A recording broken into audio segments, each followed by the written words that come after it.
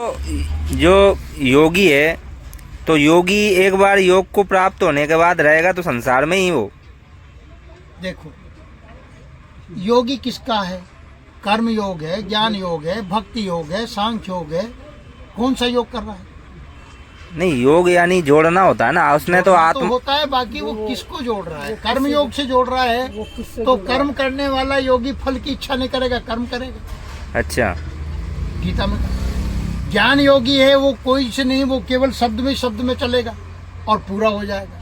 अच्छा, अब उसको करने की जरूरत नहीं, वो तो समझ के जाएगा विचार से, विचार दृष्टि से। ज्ञान योग में ज्ञान योग, सांख्य ज्ञान योग सबसे सरल है, अच्छा, पर लोग इसको कठिन मानते हैं। कर्म योग, ज्ञान योग और ध्यान योग। भक्ति योग में समर्पण है कि मैं भगवान का हूँ, भगवान मेरे हैं।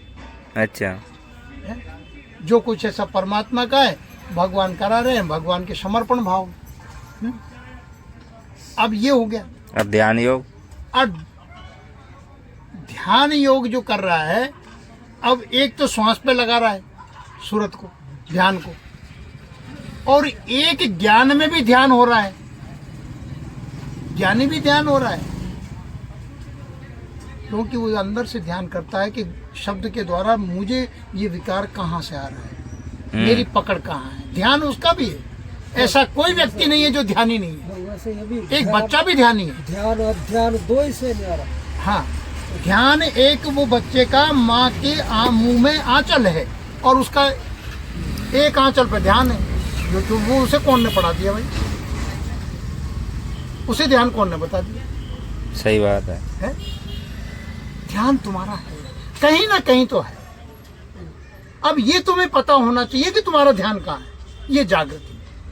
हाँ, प्रकृति में है कि आप ध्यान कहाँ कर रहे हैं, आपकी सुरत कहाँ जा रही है, आप देख किसको रहे हो, मन क्या हरकत कर रहा है, इसको जान नहीं पा रहे। आपने आंखों से देखा, कान से सुना, ध्यान किस आप रिमोट कंट्रोल दूसरे के हाथ में, तुम्हारे पास नहीं। तुम्हारा रिमोट तुम बनो। और फिर ये भी देखो ध्यान कौन कर रहा और है। ध्यान कौन कर रहा है? तो होश में जीने का तात्पर्य है कि आपकी सूरत गई बाहर, तो सुनने में गई, तो सुन क्या रहे हो? तुम्हें कोई काम की चीज है तो सुनो, नहीं तो योगी या संत तो अनसुना देते, वो चाहे बाजा बजो चाहे कुछ भी हो, उनके काम के नहीं, उनसे कुछ सुनना ही नहीं। इसीलिए कहते हैं कि योगी रात में तो जगता है और दिन में सोता है ना? तो कहने का तात्पर्य वो हमेशा जो है वो सुनते हुए भी नहीं सुनते, क्योंकि उसे संसार में ऐसी कोई वस्तु नहीं है जिसको सुनना हो, और ऐसा कोई दृश्य नहीं जिसको देखना हो, सही बात है।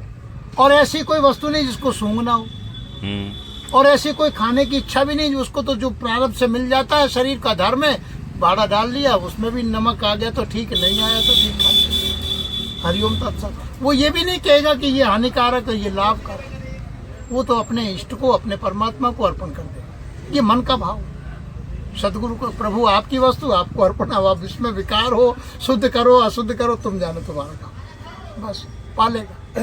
योगी और संत दोनों शब्द अलग अलग है। दोनों का अलग, योगी में और संत में दोनों में। दोनों में। योगी क्रिया करता है, संत कुछ संत नहीं क्रिया करता। नहीं करता, संत कुछ नहीं करता, वो सहज में हो रहा है, वो परमात्मा की रजा में रजा रखता है। बस वो हो रहा है, वो तो शांत रहता। वो शांत रहता है अंदर से, और इसीलिए जो संत प्रकृति है में भी उसका नाम। सहज में जो हो रहा है होने दे। संत यानी शांत हो गया वो। शांत शांत। जिए तो मरे सोई लग पावे, सोई हंसा मरपन पावे, मरे के समान। मरे के समय। उसको शरीर मुर्दा, शरीर जड़ है। अब ये शरीर तो तुम चेतन लग रहा है, बाकी शरीर जड़ है। अब एक बात बताओ, शरीर क्या करेगा? लोग कहते हैं मैं कर रहा हूं, ये मैं का जो है सूक्ष्म से है तुम्हारी मान्यता, यानी उधर आत्मा करता नहीं है, भोगता नहीं है, इधर इंद्रियों के माध्यम सूक्ष्म जो इंद्रियां हैं, जिनसे तुम्हारे ये नहीं तो औजार है, जड़ है ये, जैसे सुनार है, हथौड़ी, संडासी या जो भी है, एरन वगैरह, वो जड़ है कि नहीं? हाँ। और वो चेतन के द्वारा उठते हैं और फिर वो आभूषण बनते हैं। मेरा जैसे- भाव बंधन है मेरा भाव बंधन है, और तेरा भाव निर्बंध मेरा है। तेरा जो भाव आ, मेरा भाव बंधन है और तेरा भाव वो फिर भी निर्बंध है। हाँ, वो उसी तरह स्थिति है जैसे मोर तोर की जीवड़ी गढ़ बांधा संसार, दास कबीरा क्यों बंधे ताके ही है राम। अब ये आपको विचार करके देखना है, मेरा करता और यहाँ तेरा, कौन मोर तोर की जेवड़ी गल बांधा संसार, दास कबीरा क्यों बंदे ताके ही मैं राम। हाँ, ड्राइवर अलग जान है, लिया। ड्राइवर अलग है और बस अलग है। हाँ, जिसने राम को जान लिया। मन सुखी दुखी होता है, प्राण तुमको मतलब ऊर्जा देता है, उससे भोजन पचता है, भूख लगती है, प्यास लगती है, ये प्राण का धर्म है। ये सब प्रकृति का। तू एक आत्मा है, तेरा शरीर आत्मा का चैतन्य स्वरूप है। अच्छा, हाँ, ये कहते हैं ना, हमारे एक संत कहते थे चेतन भी बेटा वहीं से आया है, जब ये बॉडी चेतना है, अभी आप चैतन्य है। इसके बाद में जागृत में है, फिर आप निद्रा में चले जाओ, सुसुप्ति में देखो, फिर चेतन का होश नहीं, पर चेतन वहाँ भी है। आपको शरीर का भान नहीं है निद्रा में, मन लीन हो गया, पर इसका मतलब ये नहीं कि सूक्ष्म से मन चेतन काम कर रहा है। श्वास कौन चला रहा है? चेतन ही चला रहा है सब। वो चेतन है, और आत्मा तो सर्वोपरि है ही सी, वो तो अखंड है ही वो सही, तो अखंड है ही सही। सर्वव्यापी है वो। पर वो यहाँ जो ये सोना जगना और निद्रा लेना, आहार लेना, ये सब किसका धर्म है? शरीर का। शरीर का। और किसके द्वारा? चेतन के द्वारा, चेतन के द्वारा हो रहा है। और ये तीनों जो है, इंद्रियां, मन और मतलब मस्तिष्क जिसमें बुद्धि है, इस पे नियंत्रण हमारा होना चाहिए। पर हम सुखी दुखी होते हैं, हमारा मन पे नियंत्रण नहीं, इंद्रियों पर नहीं, और इंद्रिय से ऊपर मन, मन से ऊपर बुद्धि। ये बुद्धि हमें तर्क वितर्क में उलझाती है, अच्छा बुरा में। आत्मा पे ध्यान नहीं रहता हमेशा। हम तो कह रहे हैं आत्मा भी छोड़ो, तुम तो सुरती को पकड़ो। बोले तो एक ढाल को पकड़ के ही चढ़ा। तुम सूरत को शब्द में लगा दो, तुम्हारे ये सब न्यूट्रल हो जाएंगे। सूरत को शब्द में, शब्द, सूरत को ही पकड़ लो। सूरत को पकड़ो। सूरत स्मृति अगर तुम्हारी मन मतंग माने नहीं चले सूरत के संग, और सूरत बिचारी क्या करे जब अंकुश नहीं है संग, ये सब न्यूट्रल हो जाएंगे। इंद्रियां, मान, बुद्धि, चित्त कुछ नहीं रहेगा अगर सूरत समझ में आ जाए। सूरत समझ में आ जाए तभी विवेक जगेगा, नहीं तो विवेक भी नहीं आता। क्योंकि सूरत उलझ रही है इसमें। स्मृति जिसको आप कहते हैं स्मृति, दोनों एक बात है, स्मृति। और वेद उसको श्रुति कहता है, श्रुति पुराण, यानी वो भी उन्होंने स्मृति से, श्रुति से। तो ये है सूरत, सीधा आम भाषा में समझ लो। आपको सूरत आई यानी याद आई, भूख की है, जब तक आपकी सूरत नहीं जाएगी, जब तक भूख की इच्छा नहीं होगी, पहले सुरती जाएगी। तो सूरत आत्मा की शक्ति है ना। हाँ, आत्मा की शक्ति, बिल्कुल। तो सूरत समानी शब्द में ताई काल ना खाए हैं। हाँ, तो कौन सा शब्द जो अखंड है, जो ये अरे वो तो शब्द आत्मा सब जगह चल रहा है, वो एक ही आत्मा आत्मा शब्द वही है। वो प्रव्यवाची नाम है वो सूरत शब्द निरत, ये सब वही तीनों एक हो जाते हैं। सिर्फ सुरती शब्द में और शब्द स्वरूप में जोड़ना है। शब्द स्वरूप। जैसे साक्षी और ध्यान अलग अलग है क्या? साक्षी, होश और ध्यान। देखो, साक्षी जब रहोगे तो फिर ध्यान किसका कर रहे हो? कोई वस्तु आ रही है उसका साक्षी हो। हाँ और ध्यान में देखा गया, हाँ। क्या देख रहे हो आप? फोटो आ रहा है कि चित्र आ रहा है कि कुछ आ रहा है कि खाली जगह आ रही है, तो उसके दृष्टा है अपन, और उसके दृष्टा हो साक्षी, वो साक्षी है। हाँ। और ध्यान, ध्यान तो आप तो किसी का कर रहे हो, आपने ध्यान करा, किसका कर रहे हो? चक्रों का ही ध्यान कर रहे हैं साहब। चक्र का ध्यान कर रहे हैं, तो यहाँ आगरा चक्र पे आ गए। अब यहाँ कुछ आ रहा है तो आप देखोगे नहीं? तो दृष्टा है अपन। देखने वाला कौन? अरे देखोगे पहले तो, चित्र आएगा कि अच्छा बुरा आएगा कि विचार आएगा? विचार भी तो आ सकता है। तो अपन देखने वाले हैं। अरे पहले तो मन देखेगा। तो मन ध्यान कर रहा है, उस चित्र वो अटक रहा है मन। अच्छा, मन उस चित्र में या वो अच्छी बुरी फीलिंग कर रही है और बुद्धि में परिणित हो जाती है। आगे सुन, पर आपको ये होश रहे अब ज्ञान के द्वारा कि ये जो आ रहा है मनवा, खेल जो ये हो रहा मैं, है, कौन कर रहा है, कौन देख रहा है, इस उसको पे देख जागृति कौन रहा है। रखो कि ये मन तो क्यों मतलब इसमें उलझ रहा है। यहाँ मन से बात करो, यहाँ चर्चा अपने आप से करो कि ये तू नहीं है, तू जो अपने आप को फीलिंग कर रहा है सुखी दुखी, और मुझ जीव को वहाँ जीव आत्मा, आत्मा कहेगी जीव से, यहाँ जीव भाव है, हाँ यहाँ जीव भाव है। ये मन बुद्धि ये सब जीव का काम है? ये जीव अंश है। तो मन कहाँ तक है? सहस्त्रार तक, बस यहाँ से आगे नहीं इसके। आज्ञा चक्र तक। अरे मन एक संकल्प विकल्प है जो बस खत्म, और सुरती आगे चलेगी तो मन क्या करेगा? न्यूट्रल हो गया। ये तो आज भी न्यूट्रल हो जाता है। फिर यहाँ से विवेक में परिणित हो जाएगा, क्यों? सुरती जाएगी और विवेक तो फिर और आगे जाकर के, मतलब जो तो आपकी विवेक तो जागृत हो गई सही। हाँ यहाँ से बुद्धि आज्ञा चक्र से, आज्ञा का मतलब है कि आपको आदेश दे रहा है। अब यहाँ तुम्हारे ये जो चित्त में जो विकार आ रहे हैं, इसके आगे भी जाइए और भंवर गुफा आएगी, वहाँ भी भूल जोगे, वहाँ संकल्प विकल्प आपको भय दिखता है। इससे बाहर तोड़ दो। अब यहाँ से छलांग लगा दे तो बढ़िया।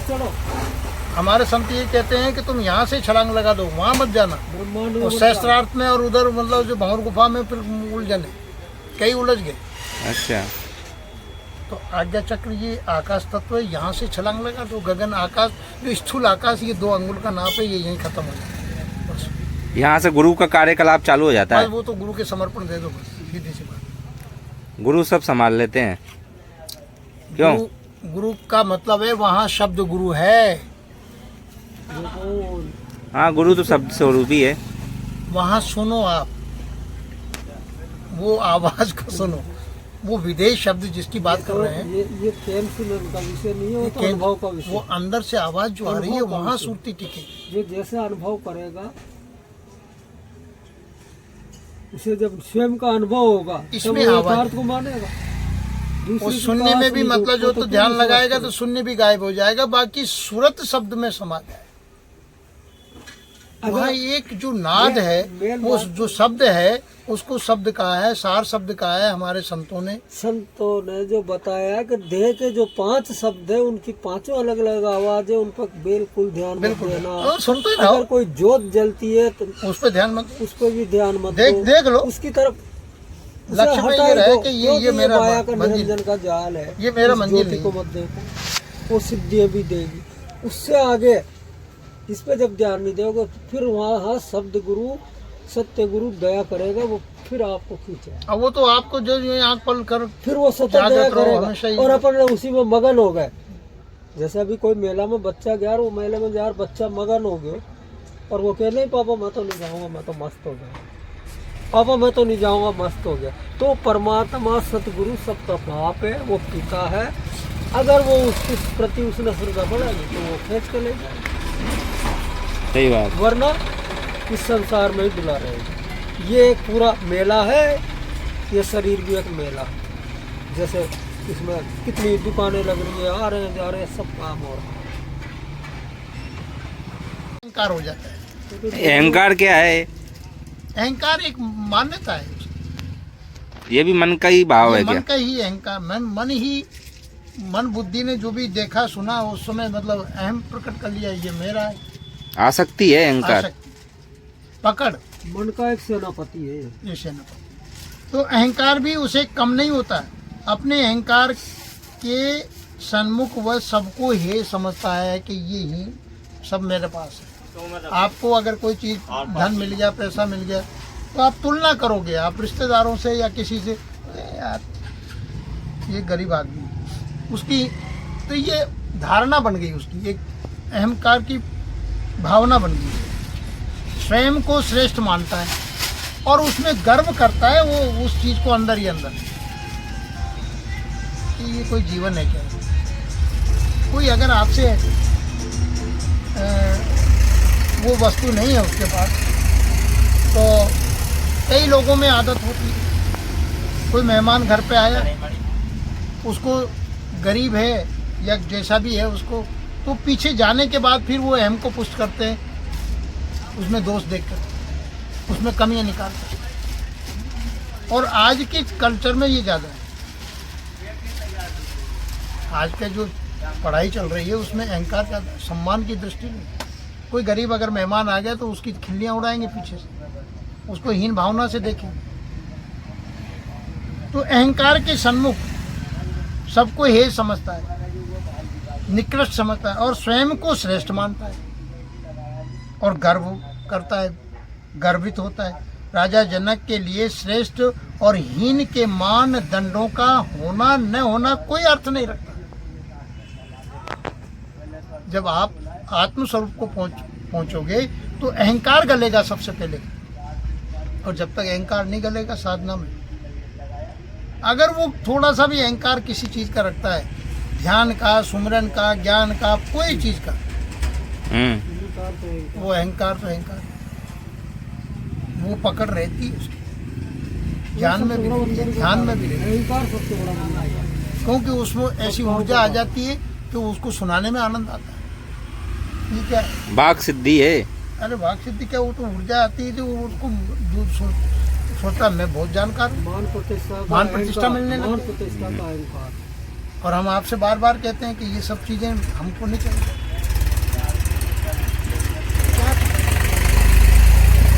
छुपे रहना चाहिए। तो मानदंड न होना अर्थ नहीं रखता, उन्हें सुख की उपलब्धि की चिंता ही नहीं रहती, क्योंकि सुख है तो दुख निश्चित है। और जिसकी स्मृति यानी कि जिसका निज स्वरूप में सुरती लग गई, उसको सुख दुख व्याप्त ही नहीं है, चाहे कैसी भी परिस्थिति आए, क्योंकि वो आज्ञा चक्र से और सहस्त्रार से ऊपर उठ गया। और ये सरल है साहब, सहज में सुरती भेजने। कबीर साहब ने स्पष्ट कहा है कि खोजो गगन से नारा। अब पनियारी का उदाहरण दिया कि सुरती कैसे रहना चाहिए, जो गागर पनिया। अब गागर कहाँ रहती है? आकाश तत्व से, यानी सहस्त्रार से ऊपर। उसको भी नहीं समझ रहा, इससे ऊपर सुरती है उसकी, सिर से ऊपर मटका है, तो सुरती गगन से ऊपर है कि नहीं? समझ क्या वहाँ थी रहे और चल रही है, टिका रखी है, बातचीत कर रही है, शरीर हिल रहा है, क्रिया हो रही है, लेकिन उसकी सूरत मटके पे है। वो गिर नहीं जाए। अब वो आसक्त नहीं है इधर, इसी को भजन का प्रकार का होना चाहिए। भजन ऐसा होना चाहिए कि हर क्रिया कर्म करते हुए आप अपने मूल स्वरूप में स्थिर रहे, यही भजन है। होश रहेगी, साक्षी होश है कि नहीं कि मटकी है मेरे ऊपर, होश कह दो, होश साध रही हूँ, साक्षी की साधना है। साक्षी कह दो भाई, साक्षी है वो इन सब चीजों का। जैसे गागर रखी है ऊपर माथे पे, तो उसकी साक्षी अलग है, साक्षी में तो दृष्टा है, तो उसकी सुरती एकाकार हुई है, होश में जी एकाकार। जब तक सुरती एकाकार होश है उसको कि मेरे बस। अच्छा, वो होश है, वो हाँ, ध्यान है, वो ध्यान कह दो, होश कह दो, सुरती कहो, सुरती कहो सीधी, उसमें की सुरती एकाकार हो रही है ना। ये मन, ये 3 लोग की संपत्ति लेके बैठा है, इसको कितना भी समझाओ ये समझता ही नहीं है। बस ज्ञान और वैराग्य रूपी 1-2 हथौड़े ऐसे है इस पे कि इसको मारते रहो तब जाके समझेगा ये। क्यों? अगर पूर्ण गुरु के चोट के बगैर ये समझेगा। हाँ, जब तक गुरु चोट ना दे बार बार पूरा गुरु नहीं मिलेगा। आप सुनिए, कर्म करते हुए भीषण कष्ट सहते हुए भी वह केवल सुख उपलब्धि की चिंता करता है। सुख क्षणिक है, फिर वो परिणति, ये भी अनुभव में आता है जीव के, हर जीव सुख आता है, खाने में सुख मिला, फिर थोड़ी सुख मिलता है, फिर भूख लगेगी, भोगों में सुख मानता है, भोगों में सुख मानता है, फिर मतलब दुखी होता है। शब्द, रूप, रस, स्पर्श, गंध, सब में परिवर्तन होता है। सुख के बाद निश्चित दुख है, फीलिंग होता है, अभाव महसूस होता है।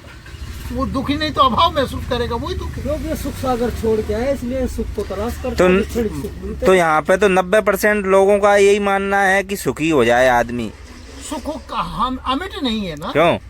प्रकृति का विधान नहीं। वो सुख स्थान से आया, इसलिए सुख को वो परम आनंद, परम शांति से आया। संसार में सुख है नहीं, सुखी तो होना चाहता है, पर उसको ये याद नहीं है ना कि सुख भी स्थायी नहीं है।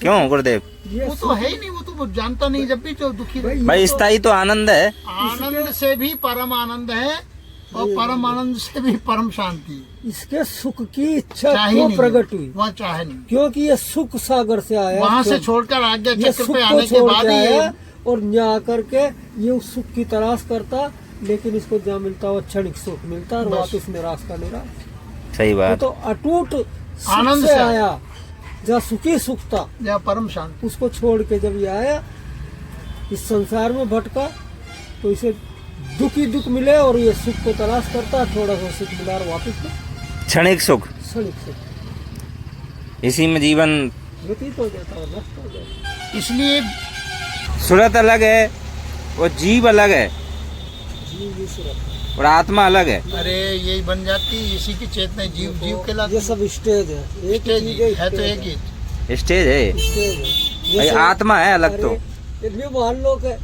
एक कंगाल आदमी, नंगा आदमी, एक मध्यम आदमी, एक करोड़पति। जैसे आत्मा करोड़पति है, एक मध्यम है, और वो नीचे का जो है बस ये जीव है जो बिल्कुल गरीब मान लो बेचारे।